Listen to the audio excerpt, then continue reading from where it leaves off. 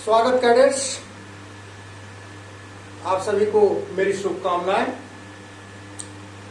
मैं Bapu inter college Salempur Deoria से associate NCC officer 52वीं battalion Deoria.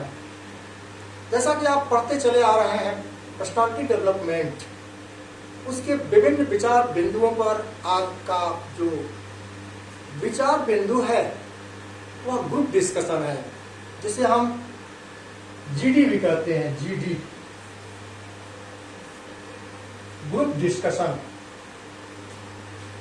Group discussion personality development के मापन और मूल्यांकन का आज का सबसे बेहतर मनोवैज्ञानिक आधार बनाया गया है।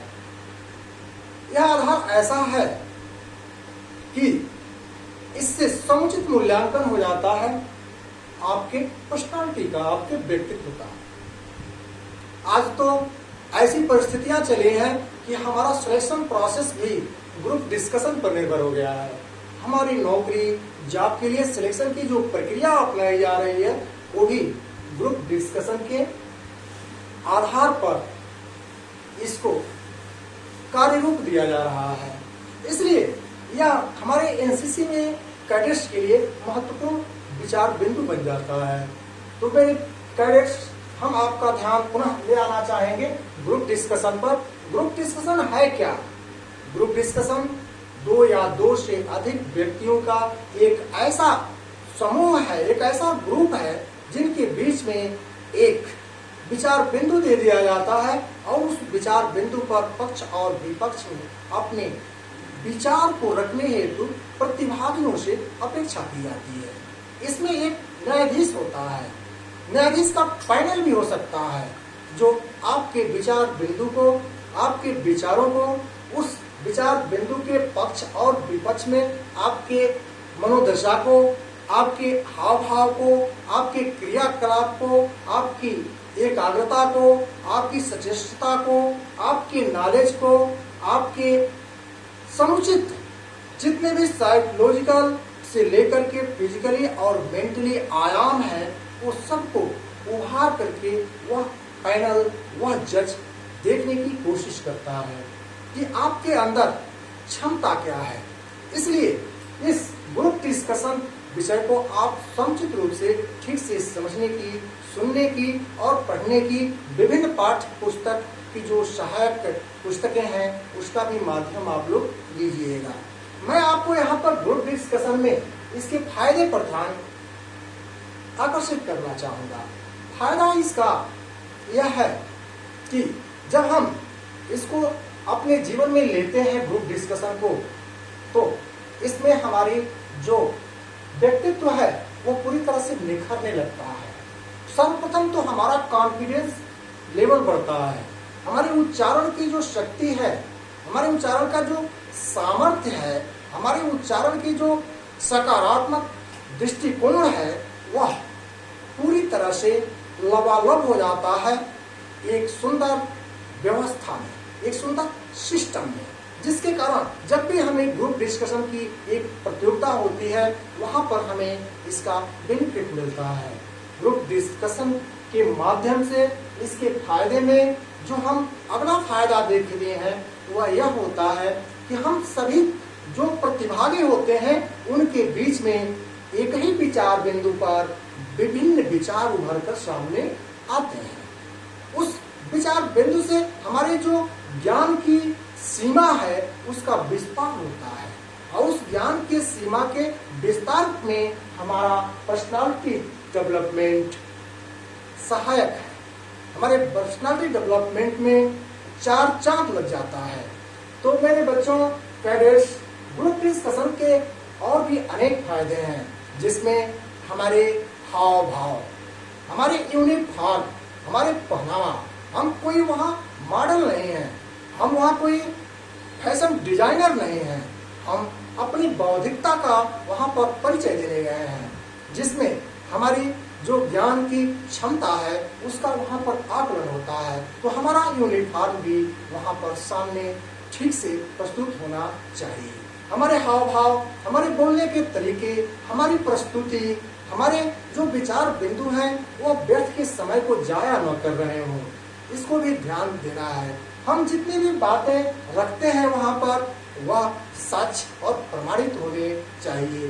फिजूल की बातों से वहाँ बचना चाहिए। इस प्रकार हम जो है कंसोलिडेट होते हैं अपने ज्ञान को लेकर, ज्ञान के क्षेत्र में। तो इसके और भी फायदे हैं, थोड़ा समय कम होने के कारण मैं उस पर आपको नहीं ले जाना चाहता और अधिक से अधिक, लेकिन एक अच्छे ग्रुप डिस्कशन के लिए कौन कौन से टिप्स होने चाहिए। सर्वप्रथम जब हम इस ग्रुप डिस्कशन में पहुंचते हैं तो हमारा जो पहनावा हो, हमारा जो हाव भाव हो, वो पूरी तरह से एक बेहतर से बेहतरीन रूप में होना चाहिए। हम सभी एनसीसीएन हैं, हम सब एनसीसीएन के लिए जो यूनिफॉर्म है और जो यूनिफॉर्म कोड लागू है वह तो है ही है, उसके साथ साथ हमारे पहनावा में डिसिप्लिन पूरी तरह से झलकता है। और जब हमारे पहनावा में डिसिप्लिन झलकेगा तो हमारे विचारों में डिसिप्लिन आएगा, हमारी सोच में डिसिप्लिन आएगा। तो इस टिप्स में अपनी यूनिफॉर्म का ध्यान दिया जाना चाहिए। अगले में हमारी एकाग्रता, हम जब भी आप ग्रुप डिस्कशन में भाग ले रहे हों तो हमें एकाग्र होना चाहिए अपने विचार बिंदु पर, जो भी विचार दिए गए हैं। जब हम उससे भटकेंगे तो हमारा ग्रुप डिस्कशन में हमारी जो सोच है वह इधर से उधर बेपटरी हो जाएगी। जब बेपटरी हो जाएगी तो बैठा हुआ न्यायाधीश आपको समझ सकते हैं कि हाँ आपकी छटाई कर सकता है।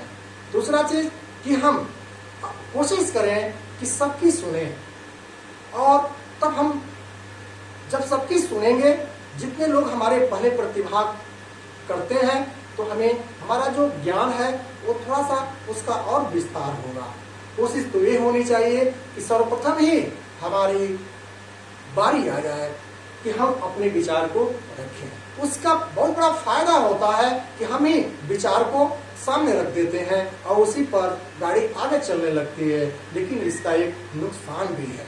संभव है कि हमारे विचार से किसी ने अपने विचार को आगे बढ़ा दिया, उसकी स्पीडोमीटर को बढ़ा दिया, उसमें तार्किकता को बढ़ा दिया, उसकी सार्थकता को बढ़ा दिया। हो सकता है कि हम पीछे हो जाएं, लेकिन हम जब उन्मुख हैं अग्रणी होने के लिए तो वहां पर हमारी सार्थक सोच जब रहेगी तो हम उस सार्थक सोच को लेकर के हम जो भी अपनी बात रखेंगे वह बात सार्थकता को इंगित करेगी।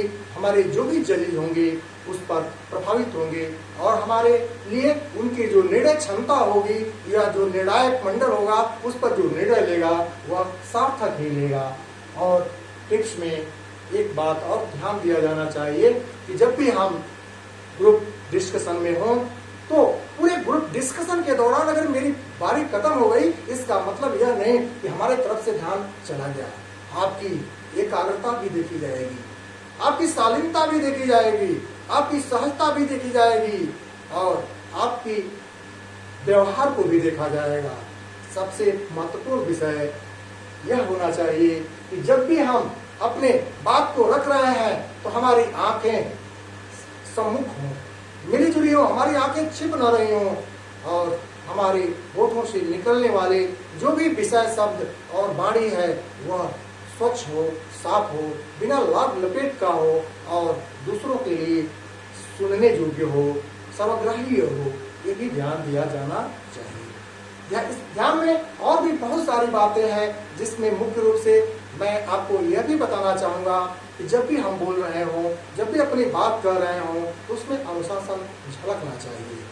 लेकिन उस अनुशासन में हम ऐसा ना हो कि बोलने के जो भी और भी जो आयाम हैं, जो उसमें विभिन्न प्रकार के जो हमारे साक्ष्य हैं, जो हमारे विभिन्न प्रकार की हमारी सोच है वो सीमित हो जाए, इसका भी ध्यान दिया जाना चाहिए। यानी यहाँ भी सकारात्मकता और नकारात्मकता आपके लिए मायने रखती है, तो हम कोशिश करें कि सकारात्मक होकर के अपनी बातें वहाँ भी कहें। इसमें जब कोई विचार बिंदु दी जाती है तो उस ग्रुप डिस्कशन में केवल हम सार्थक ही बात नहीं कर सकते, उसके दुष्परिणाम को भी हमें उसमें ले आना है, उसके आयाम को भी हमें ले आना है, यानी उसकी अच्छाई पर भी प्रकाश डालना है और उसके बुराई पर भी हमें प्रकाश डालना है। जब भी हम ग्रुप डिस्कशन में प्रतिभाग कर रहे हों तो हमारी ये कोशिश होनी चाहिए कि हम अपनी नजरें, अपने मुख सभी प्रतिभागियों के समक्ष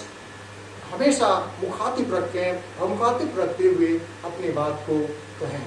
इस दौरान हम केवल वक्ता ही नहीं हो सकते, हमें श्रोता भी बनना है और श्रोता बनने में के लिए हमें अपनी सहनशीलता और धैर्य को भी वहाँ पर परिचय देना है। इस दौरान जो पिछले अध्याय में विचार बिंदु में पढ़ा गया कि हमें स्ट्रेस और इमोशन को वहाँ भी बचाए रखना है।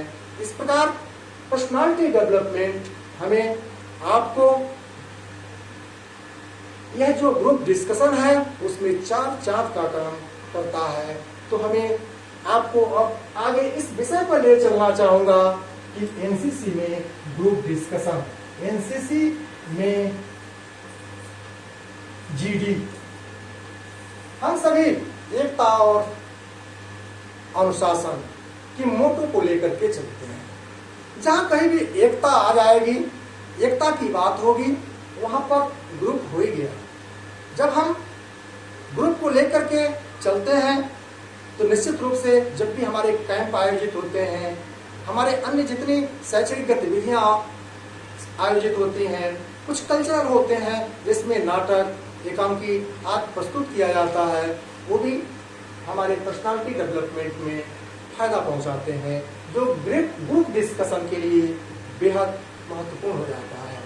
इस दौरान एनसीसी कैडेट्स के लिए ये ग्रुप डिस्कशन बहुत महत्वपूर्ण विचार बिंदु है, चैप्टर है, जो उसके पर्सनालिटी डेवलपमेंट में बेहतर फायदा पहुंचा करके एक कैडेट्स को उत्कृष्ट बनाता है और वही उत्कृष्ट कैडेट राष्ट्र के निर्माण में, राष्ट्र की सेवा में अपनी बेहतर योगदान करके देश का, अपने माता पिता का, अपने समाज का, अपने समुचित शुभेच्छुओं का नाम रोशन करता है।